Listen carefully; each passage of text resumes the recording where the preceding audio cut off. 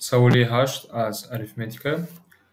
Дар боғи якум назар ба боғи дуюм 3 маротиба бештар ниҳоли зардолу буд. Вақте ки аз боғи якум 15 ниҳолро гирифта, дар боғи дуюм шинонданд, миқдори ниҳолҳои зардолу дар ҳар ду боғ баробар шуд. Боғи якум чанд ниҳоли зардолу дошт? Яъне биёин тасвир бар ин кунем.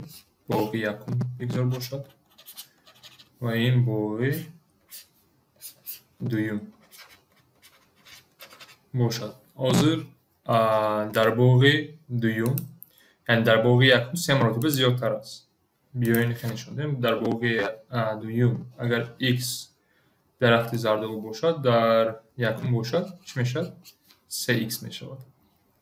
Ва вақте ки чикор мекунем? Вақте ки аз боғи 15 ниҳолро гирифта, дар боғи дуюм шинондам, миқдори ниҳолҳои зардолу дар ҳар ду боғ баробар шуд.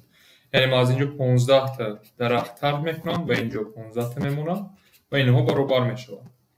Яъне 3x минуси 15 баробар мешавад ба x ҷамъи 15. Ва бояд мо ин модулро кор кунем. Ва ин модул чӣ кор мекунем? x-ҳоро ба як тараф ҷамъ мекунем, ададҳоро ба дигар. x-ро агар ба тарафи чоп гирем 2x мешавад, баробари 30 ва x баробари 15 мешавад. Боғи якум чанд ниҳоли зардолу дошт? Яъне 3x буд, яъне 45 дарахти зардолу дошт, ниҳоли зардолу дошт. Боғи якум. Боғи дуюм бошад 15.